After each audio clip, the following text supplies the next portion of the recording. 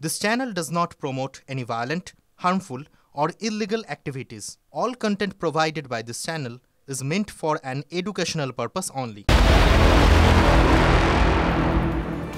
দেখো সৃজনের বক্তব্য শোনালাম, সেই বক্তব্য তো সাদা মাটা, ঠিক আছে। এরপরে যার বক্তব্য শোনাবো বনগাঁর বিজেপির প্রার্থী শান্তনু ঠাকুর, তার বক্তব্যকে ঘিরে শুরু হয়ে গেছে তুমুল রাজনৈতিক বিতর্ক। কেন? কারণ তিনি বলেছেন কোন তৃণমূলের লোককে, সমর্থককে তিনি নাকি নাগরিকত্ব দেবেন না। মমতা বন্দ্যোপাধ্যায় পারলে বাঁচাক তাদের। শুনুন সেই বক্তব্য। টিএমসির লোকদের নিতে দেবেন না, একটা টিএমসির লোকদের আমরা নাগরিকত্ব দেব না, একটা টিএমসি কেও নাগরিকত্ব দেব না। তারপরে ওদের দেখাবো, ঠিক আছে, ওদের খ্যামটা নাচ কাকে বলে, তারপরে ওদের দেখাবো। বড় বড় কথা না, মমতা বন্দ্যোপাধ্যায় যেন বাঁচায় তোদের। যারা সিএর বিরোধিতা করছে তারা যদি নাগরিকত্ব নিতে আসে ৭১ সালের আইন অনুসারে, মমতা বন্দ্যোপাধ্যায় ওদের যেন নাগরিকত্ব দিতে পারে বা ওর ভোটার কার্ডে যেন সেটা সম্পূর্ণ হয়। হ্যাঁ, কে তো দল বেছেই তো এটাকে ডিনাই করেছে, সমর্থন করেনি। ওর তো সিটিজেনশিপ দরকার নেই, ও তো বলে দিয়েছে। তো কেন সিটিজেনশিপ দিতে হবে ওদের? এই মন্তব্যের ইতিমধ্যে বিরোধিতা করে বিভিন্ন বক্তব্য আমাদের সামনে এসেছে। কি বলছেন, কে কি বলছেন শোনাবো আপনাদের।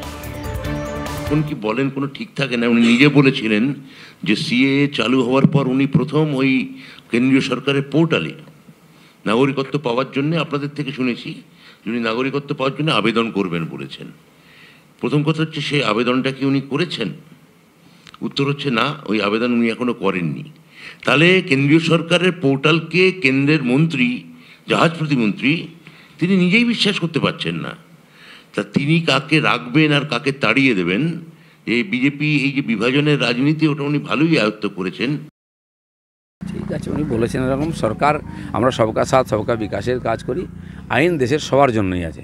সমস্ত উদ্বাস্তু পরিবার আজকে তারা টিএমসি করছেন, কালকে বিজেপি করবেন, সেই জন্য সরকার সবাইকে তাদের অধিকার সুরক্ষিত করবে।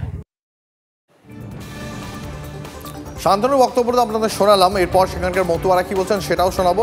আমার সঙ্গে রয়েছেন আমার সহকর্মী দীপঙ্করের কাছে যাই প্রথমে। দীপঙ্কর, শান্তনু ঠাকুরের এই মন্তব্য তো শাসক দলের হাতে লোপ্পা বল তুলে দিল। দেখো, একদমই তাই। শান্তনু ঠাকুর কিন্তু যে মন্তব্য করেছেন তা ঘিরে ইতিমধ্যেই বিতর্ক হয়েছে, এবং এই বিতর্ক এতটাই তীব্র আকার ধারণ করছে ধীরে ধীরে। কারণ তিনি সিএ নিয়ে লড়াই করেছেন, তিনি নাগরিকত্ব নিয়ে লড়াই করেছেন, কিন্তু তারপর তিনি যখন বলছেন বিশেষ একটা রাজনৈতিক দলকে দেওয়া যাবে না, সেক্ষেত্রেই বিতর্ক। আমার সঙ্গে একজন মতুয়া ভক্ত রয়েছে, তার কাছ থেকে জানতে চাইবো আসলে আপনারা এটা কিভাবে দেখছেন।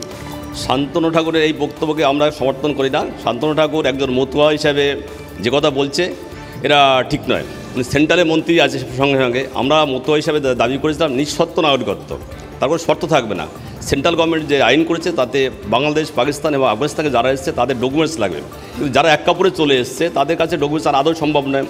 শান্তনু ঠাকুর এইটা মতুয়াদের একটা ভাবতে দেওয়ার চেষ্টা করছে, আমরা ধিক্কার জানাই বা বিঘ্ন করতে পারি। বুঝতে পারছো, শান্তনু ঠাকুর যেমনটা বলেছেন যে নাগরিকত্ব দেওয়া হবে সে পর্যন্ত ঠিক ছিল, কেন্দ্র রাজ্য লড়াই ছিল, তৃণমূল বিজেপি লড়াই ছিল, কিন্তু প্রসঙ্গটা যখন চলে আসছে একজন মন্ত্রী তিনি বলছেন যে নাগরিকত্ব তৃণমূলকে দেওয়া যাবে না, এইখানেই কিন্তু নতুন বিতর্ক দানা বাঁধছে এবং সেখান থেকেই স্পষ্ট হচ্ছে যা। বুঝতে পেরেছি, অনেক ধন্যবাদ তোমাকে।